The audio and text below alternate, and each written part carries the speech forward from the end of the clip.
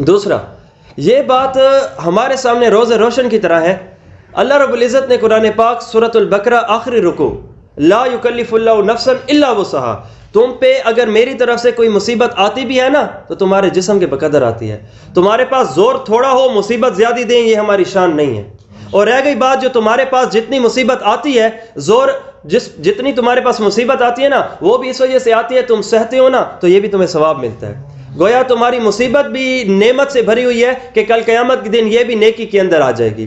تو کل قیامت میں جہاں پر نماز پڑھنے پر ہمیں ثواب ملتا ہے وہاں پہ تکلیف کے سہنے پر بھی ہمارے لیے ثواب ہوگا، جنت کا درجہ بڑھے گا. تو یہ بہت سارے فائدوں میں سے ایک فائدہ ہوتا ہے.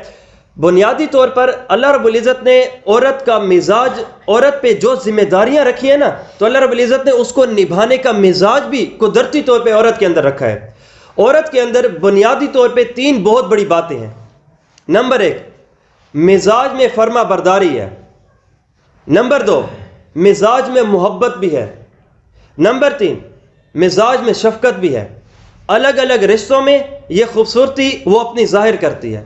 بڑا بھائی ہو، باپ ہو تو پھر یہ، اور خامد ہو تو یہ فرما بردار مزاج بن جاتی ہے. اندر ہے تو تبھی اللہ رب العزت نے ارشاد فرمایا. پھر اس کے بعد دوسرے نمبر پہ محبت. خامد کے ساتھ اس کے جہاں پہ فرما برداری کا معاملہ ہے محبت کا بھی ہے. اپنی چھوٹی بہنوں سے، قریب رشتہ داروں سے تمام تر حد کے اندر رہ کے محبت کے سلاسل بھی ہیں. پھر اس کے بعد تیسری چیز شفقت. شفقت کا مادہ بھی اس میں ہے اور اولاد سے اسی وجہ سے تو اس کی شفقت ہوتی ہے.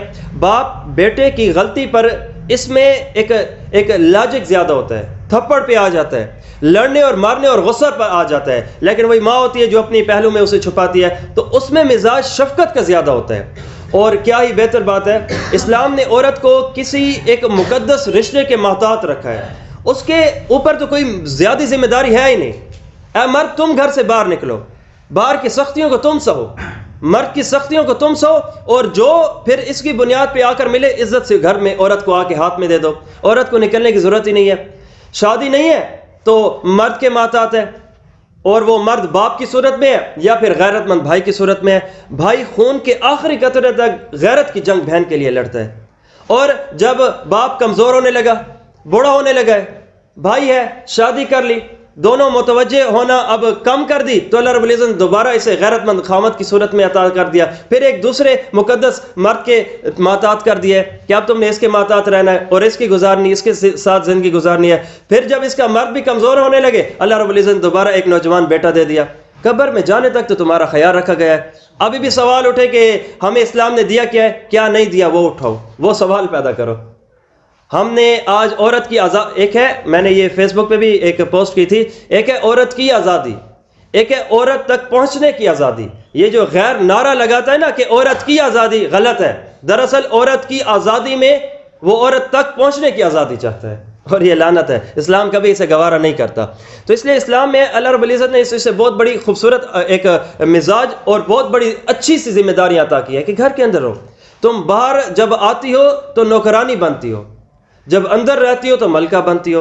تو اب کون سی ایک عقل مند عورت ہو کہ وہ اپنے آپ کو نوکرانی بننا پسند کرے؟ باہر اگر آ جائے گی تو کیا ہوگی؟ کسی نہ کسی کی محتاط ہوگی.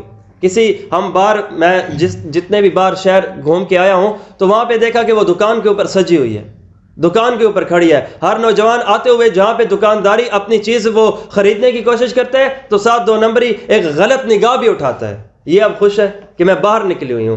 باہر نکل کے ذلیل ہو، اندر رہ کے اللہ رب العزت نے تمہیں خوبصورت انداز کی ذمہ داریاں دی ہے، اسے نبھاؤ. پیار کا پیار اللہ رب العزت کی طرف سے بھی اور اللہ کے پیاروں کی طرف سے بھی پیار ہوگا. بنیادی طور پر 4 باتیں ہیں عورت میں آ جائے خامد کے دل کی ملکہ بن سکتی ہے. 1، یہ شریعت اور اسلامک پوائنٹ آف ویو سے بات ہے. نمبر 1، دینی معاملے میں خامد کی اگر وہ مددگار ہے نا تو اس سے بڑا خوش بخت انسان ہے ہی نہیں. ہر معاملے میں دین کی مددگار ہو. خامد کہہ رہا ہے، وہ بھی سمجھدار ہے، دیندار ہے، یہ مدد کرے خامد کی تو معاملے آسان ہو جائیں. جیسے میں نے آپ سے عرض کی، ابتدائی نبوت ہے، حضرت خدیجۃ الکبریٰ ہیں، نبی الاسلام نے اپنی پریشانی کا معاملہ سامنے رکھا ہے تو کس خوبصورت انداز سے 2 انداز، ایک الفاظ اور ایک کام. کلا یا رسول اللہ، ہرگز نہیں، آپ کو اللہ کبھی ضائع کر ہی نہیں سکتا. خامد زبردست قسم کا دوبارہ موٹیویٹ ہو جاتا ہے. دوسری چیز کہ وہ ورقہ بن نوفل کے پاس لے کر بھی گئی تھی تو ان کے پاس بھی ان کے ایک تسلی کا سامان. دوسری چیز، جب بھی خامد اسے دیکھے تو وہ خامد کو خوش کر دے. اب خوش ہر موقع کا الگ ہے. بات کرے تو اس انداز سے سنے کہ خامد خوش، صاف ستھرے اس انداز سے رہے کہ خامد خوش. اور یہ ہر موقع کے الگ الگ اپنے ٹپس ہیں کہ اس انداز سے انسان کو رہنا چاہیے. تیسری چیز فرما برداری. اب یہاں پہ عورت کے معاملے میں فرما برداری، جب کبھی بھی یہ فرما برداری اختیار کرتی ہے تو خامد کا پہلو اس کے لیے نرم ہو جاتا ہے، وگرنہ اعتراضی نگاہ سے انسان سنتا ہے. ہم خود بیٹھے ہیں، اگر ہمارے سامنے کوئی بدتمیزانہ لہجے سے بات کرے، اگرچہ اس کی بات اچھی ہوگی، اچھی بات کو چھوڑ دیں گے، اعتراضی نگاہ سے دیکھیں گے کہ سب سے پہلے یہ کہ اسے بولنے کی تمیز نہیں ہے. تو جب کبھی بھی نرم مزاجی آتی ہے نا تو انسان پھر اگلے کو اس کی اچھائیاں دکھنے لگ جاتی ہیں. اور دوسری بات یہ ہے کہ عورت کو مرد کا فرما بردار ہونا چاہیے. اس کی وجہ کیونکہ اللہ رب العزت نے الرجال قوامون علی النساء، اللہ رب العزت نے مرد کو قوی بنایا ہے، ایک درجہ اس سے درجہ عطا کیا ہے ایز کمپیئر ٹو عورت کے اوپر اسے درجہ عطا کیا ہے. اور اس وجہ سے عورت کو مرد کا فرما بردار ہونا چاہیے. اور دوسری بات یہ کہ عورت کو ایک ذمہ داری عطا نہیں کی کہ تم گھر کی بڑی سربراہ بنو. کیوں؟ یہ ایک جذبات مزاج ہوتی ہے، بار بار جلد متاثر ہو جانے والی ہوتی ہے. تو جہاں پہ اسے سمجھدار مخلص انسان ملتے ہیں وہاں پہ اسے دشمن بھی ملتے ہیں. گھر کو خراب کرنے کے بہت آسان ذرائع اس کے پاس آ جاتے ہیں.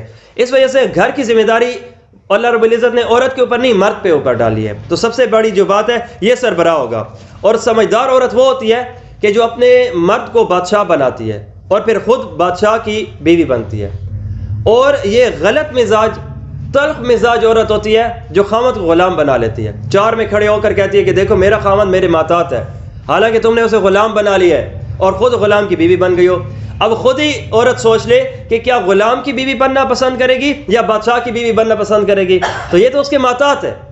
تو جب محتاط اپنے مقابلے میں آنے والے جو اپنے محتاط ہے اس چیز کو اچھا بنائے گی تو خود بھی زندگی بہتر بنے گی اور خامد کے ذریعے سے بھی پیار پائے گی.